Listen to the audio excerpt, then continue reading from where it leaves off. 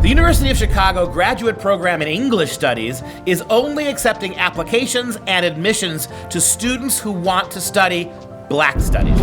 How sad and racist it is that the University of Chicago thinks it has the right to require Black students to apply only if they study Blackness. Black students who get accepted must only study Blackness. What about Black students who want to study something other than themselves?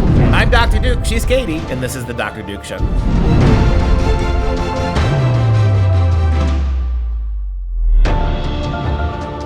Everyone, and welcome to the Dr. Duke Show, the only program that keeps you educated on the craziness impacting K-12 classrooms and college campuses around the world. Today we start with indefensible behavior by the University of Chicago in the Windy City, the city full of hot air. Chicago's graduate English department now says for the next cycle, 2021, we will only be accepting applicants interested in working with Black studies.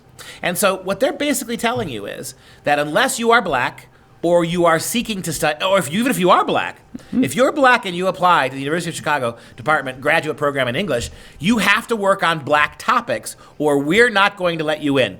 Do you really think that's going to stand in a court of law for 1 second? Forget the white kids. We've given up on the white kids, right? Just forget them. White kid, poor white kid wants to study Shakespeare, wants to study Victorian lit. Nope. No soup for you. You will study Blackness. And notice the cleverness of this. If you're a white kid studying Blackness, they already have a reason to not accept you, right? If you've got Black kids studying Blackness, by definition, you have to take them first. So what they're doing is they're being able to bring in an entire graduates class of only African Americans, if they want to, right? Because if it comes to push comes to shove, Black people doing Blackness is more authentic than white people doing Blackness. As a matter of fact, white people doing Blackness is cultural appropriation. So they can't come out and say blacks only need apply. They can't say that. This is the next best thing for them. But what they are doing, they are quota filling. They've even said it's not even just filling. They already have 77 PhD students, they say, in a wide variety of disciplines in the English department. And so they're actually only admitting 5 additional PhD students for this upcoming year. And they're talking about COVID-19 and how that is limiting what they can do. And so the English department saw a need, a desire for scholarship in Black studies. And so, of course, they're going to just focus on that and just admit those 5 kids, and they must either work in or with Black studies. It's all about that. And as they said in their statement, the English department at the University of Chicago believes that Black lives matter, in capitals, the organization, and that the lives of George Floyd, Breonna Taylor, Tony McDade, and Rayshard Brooks matter, as do thousands of others, named and unnamed, who have been subject to police violence. As literary scholars, we attend to histories, atmospheres, and scenes of anti-Black racism and racial violence in the United States and across the world. We are committed to the struggle of Black and Indigenous people and all racialized and dispossessed people against inequality and brutality. For the 2020-2021 graduate admissions cycle, the University of Chicago English Department is accepting only applicants interested in working in and with Black studies. Well, isn't that a dog whistle? This is the left is big about dog whistles, right? This is a dog whistle. They can't come out and say Black people only need apply. They can't say that. But what they can say is we're only going to accept students doing Black studies. And if you're, again, a white kid applying to do Black studies, no. Because right there you violated a code. We have a justification in our own minds for excluding you as white, because for a white person who has the temerity to want to study Blackness, you have to take a backseat to Black applicants. What has to happen is an African-American kid has to apply to graduate school. And if there's one out there that wants to do it, I'll pay your application fee. Oh, they probably waived that by now. I will pay it and help you write your entrance statement. Ooh. As a sociological experiment. Apply to the program as an African-American and apply to study something else, something far away from Blackness studies. Study Greek and Roman culture, study medieval lyric, something. Nope. Right? And then when you get dinged, either they're going to admit you, at which point we've got a problem, right? Because you're only admitting somebody against your rule who, because of his race, or 2, they reject you, at which point you really go after them. See, and the thing is, if you try this study, you're going to have to find someone who, cannot be dinged in any other area, because they're going to find a reason then to ding you. Well, if you're wanting to study anything else. At a graduate program that well regarded, everybody's dinged who are qualified. I mean, they're not just dinging the unqualified. They're dinging everybody, and they're doing it whether you know it or not already on the basis of race. They're already doing it. But again, my point is that if you are black and want to do, the only thing that can really challenge this is if you are a black student who doesn't want to study blackness, and then force them to reject you. Again, if you're a white kid who applies and they ding you, I mean, you've got to prove there's bias there. And their own stupid statement, you've given white kids a statement, right, that suggests bias. I made the tortured metaphor before, analogy, be like a butcher saying, right, hey, I am in favor of Black Lives Matter. Black Lives Matter, Black Lives Matter, Black Lives Matter. And as a butcher, we are deeply concerned about who gets our meat, people of what race. It's every bit as irrelevant as literary scholars, as literary professors, as professors of literature, because we are big fans of Black Lives Matter, we're going to pervert a program that ordinarily would let the best candidates in to study a wide range of literature. There's something clearly discriminatory about this. Yeah, Dr. Duke definitely has not eaten today. But the English department continued in their statement because English professors like to just go on and on and on and on. They say English as a discipline has a long history of providing aesthetic rationalizations for colonization, exploitation, extraction, and anti-blackness. And then they said, our discipline is responsible for developing hierarchies of cultural production that have contributed directly to social and systemic determinations of whose lives matter and why. And while inroads have been made in terms of acknowledging the centrality of both individual literary works and collective histories of racialized and colonized people, there is still much to do as a discipline and as a department to build a more inclusive and equitable field for describing, studying, and teaching the relationship between aesthetics, representation, inequality, and power. Word soup, word soup. Word soup. Did you hear the word literature or books anywhere I heard in there? Literary works. Books. Look, if you were honest, Chicago, with your gerrymandering, have 5 of your whitest professors agree to give up their jobs to black professors. Boom. Look, Chicago's a big city. Go to the University of Illinois, Chicago, find any black professor, any black graduate student, any black high school teacher, put them in your job. Take 5 of you who are willing to, because you tell us in caps, you support Black Lives Matter, and all you're willing to do is limit who gets into your program. Those poor kids studying blackness who get into your program are going to be taught by a bunch of white teachers. How about you do the real Black Lives thing and quit your jobs, let black teachers fill those, and let kids apply to what they want to? It would be much more meaningful, and it would actually cost professors something for their virtue signaling rather than costing them nothing.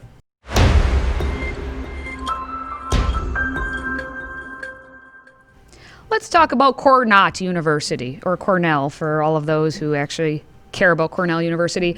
They have had dozens of faculty, staff, students, and alumni gather together to sign a letter attacking the university's, quote, colorblind policy. So they're actually insisting that the university institute racial quotas. Yep. Okay.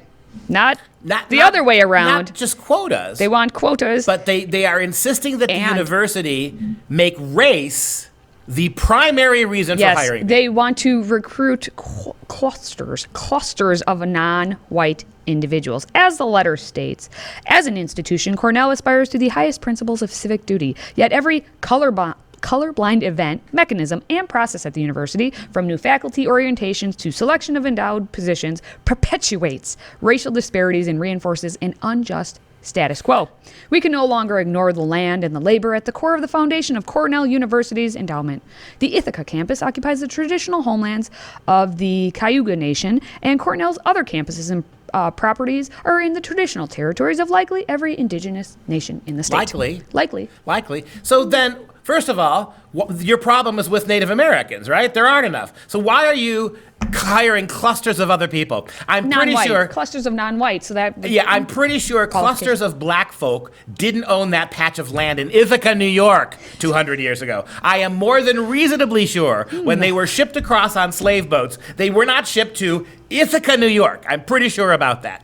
So why are you making this all about race in general? If what you feel bad about is having your land be on Indian territory, turn it over to the Native Americans. They'll let you keep your little college. They'll build a big casino, right, that will fund you, right on the banks there. Let them they'll partially fund you, Cornell, with casino revenues.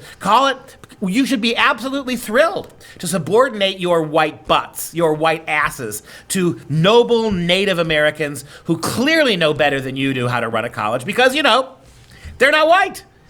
As with the previous story, as with this one. Quit with all the hysterical word soup justifications for your own virtue. You just made a distinction that you want to hire people only on the basis of their race, nothing else. Stand by your decision. Let the federal government shut you down. Let your great endowment suffer by numerous lawsuits that will penalize you for engaging in racist behavior, all so you can fight racist behavior and virtue signal. Take the lumps. If you're going to say all this stuff and play all these games and find cute ways to discriminate, then just admit that you are going to discriminate openly and fairly, and we don't care what you do about it. Suffer the consequences. You want to have it both ways. You want to be able to lie. Same with the University of Chicago. You want to become racist yourself, and as racist, you want no penalties because your racism is somehow noble because it's racism against the right people. Well, they do include in their letter their demands, because they always include their demands, which includes increasing representation of black faculty to 7% in 2025 and to 10% in 2030. That'll make the Indians happy. They want to increase representation of other faculty of color to 20% in 2025 and 25% in 2030, in line with the percentage of new PhDs conferred in the U.S. And they want to create benchmarks for increasing BIPOC, there it is, BIPOC, Black, Indigenous, and people of color, faculty in those departments and disciplines with the most severe underrepresentation. The most severe. What does that include? At Cornell, what does that mean? What is the most severe underrepresented departments? I wonder. I'm sure British literature and American literature. Yeah, I'm sure, right? So basically, the canon has to be remade. Basically, and then at the undergrad level, they want stop considering the SATs and the ACTs because roll a standardized test. Can we just stop considering quality? This is what it comes down to. Here we go. Cornell wants to stop considering qualifications at all. Yes. We want to bring the people we want, and however they're unqualified, however they're unprepared, we'll bring them. Now, again, that means we're going to ratchet up the qualifications of white people. We're not going to let them in unless they have to be much, much more higher qualified. So much so that us rejecting them might be a problem. And then we will take much lower qualified minorities. In other words, we're going to stop being a college, and we're going to become a petri dish for a socialistic commune. But the best demand of all of them is they want to abolish colorblind recruitment policies and practices in partner spousal hiring and replace them with intentionally anti-racist policies and practices. So basically, your significant other better be of the proper race. Right. So if you're a professor at Cornell and your wife is a professor as well, and when you got hired in a tenure track position, they hired her as an adjunct teaching freshman literature.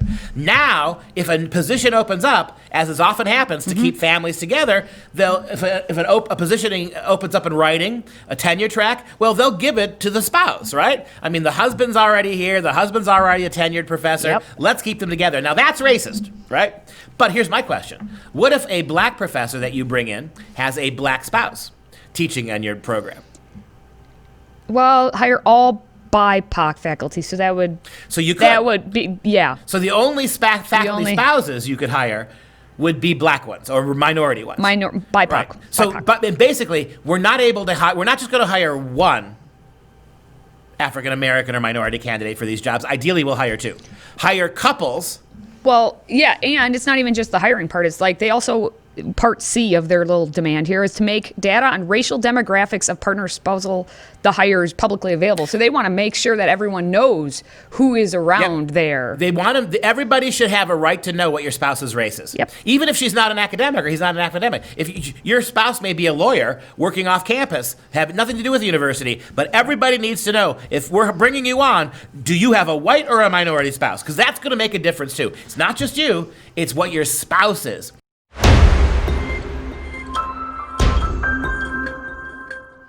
It's a sad day for my fellow band nerds, as at Columbia University, the band nerds have canceled themselves, which they should never do because band nerds get canceled via everyone else. So there's really nothing new here about the cancellation of band nerds. But at the Columbia University, the marching band has decided that they're going to dissolve after more than 100 years. Why? Why would band nerds cancel themselves? Well, they unanimously and enthusiastically are canceling themselves due to racism, cultural oppression, misogyny, and sexual harassment. Again, we're talking about band nerds, people. But the announcement was posted on Facebook and includes a trigger warning, a TW, they said. A trigger warning. Okay. An anonymous social media post on Columbia Confessions Facebook page accused individual band members of sexual misconduct, assault, theft, racism, and injury to individuals and the Columbia community as a whole. And that prompted more than 20 nerds to get in a room together to meet, to discuss this. And at the end of it, they're like, no more music for us. There's so many ways to go with this. The nerd factor is a high one, right? So you've got a bunch of band players who've decided that, bands themselves are patriarchal. I mean, you got all the oboes and all the. Do you know any instruments? Yeah, you got all the brass instruments that you got to blow brass, into, kick, harassing all the rest of the instruments, and all the marching, right? In these quasi-military uniforms with the little hats on and their epaulettes, this quasi-military marching and playing the drums and martial beat. I mean, clearly, the band is the problem. And did you even know Columbia had a band? I didn't know that. Of course I did. Does Columbia have a football team? I assume they do.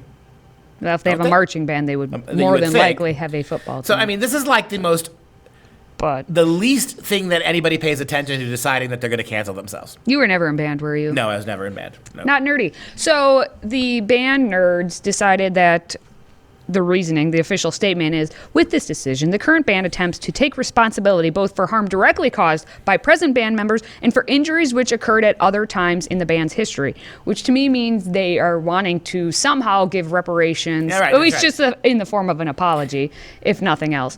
And they said, because founded on the basis of racism, cultural oppression, misogyny, and sexual harassment. That's what the band was founded on. How do you know it's a band? Columbia is an old university. I assume it's a 100-year-old band. 100 years ago, how exactly did a band construct itself on the basis of misogyny, racism, what else? Bigotry and oppression. Sexual harassment and all that, too. Well, they say we also do not tolerate any racist, sexist, transphobic, or otherwise harmful behavior, and we absolutely do not condone personal theft. That was... Okay. We fully apologize for any pain or injury the band has caused, and we are working to atone for this pain. Now, if they do have a football team, which we don't care to look into Columbia's whatever, does that mean in the history of the football team or the history of any other student organization on that campus have ever had any sexual harassment, any racism, any cultural oppression, any misogyny? They also better cancel themselves. But the band, for some reason, which actually provides good, I guess it's a good discipline to do, they are the ones who are taking the heat for this one. I don't know why. It's clear that Columbia's football team, and they are the Columbia Lions, is probably much more diverse than the band. The band's real problem is, like you said, a bunch of scrawny white nerds. Whoa, I was not scrawny. You weren't tall enough to be scrawny. Didn't take height to play the instrument.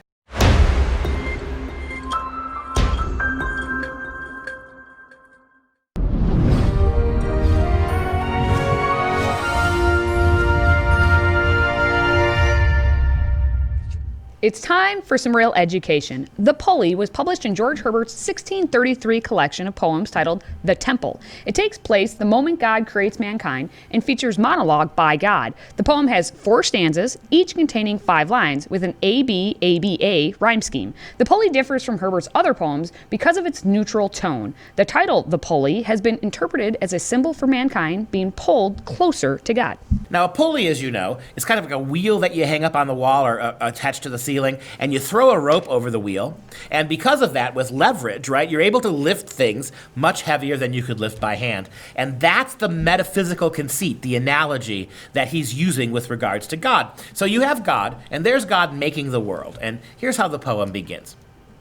When God at first made man, having a glass of blessings standing by. I love that. The first thing God wants to do is bless us. When God first made man, he had a glass of blessings standing by. Let us, said he, Pour on him all we can. Let us bless mankind as much as we can. Let the world's riches, which dispersed lie, contract into a span. All the great things in God's created universe, you can find it in the soul of human beings. All the riches of the universe inside the human heart.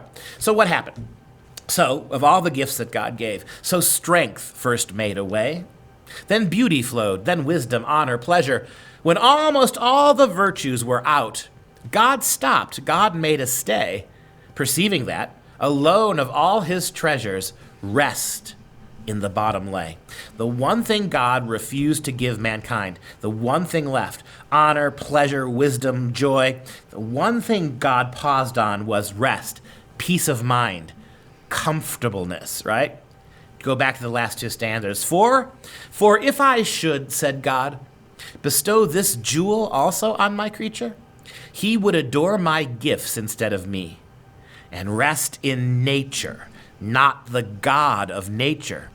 So both of us should losers be. If I let man become perfectly comfortable as an animal, he will be an animal and never think of his higher spiritual calling.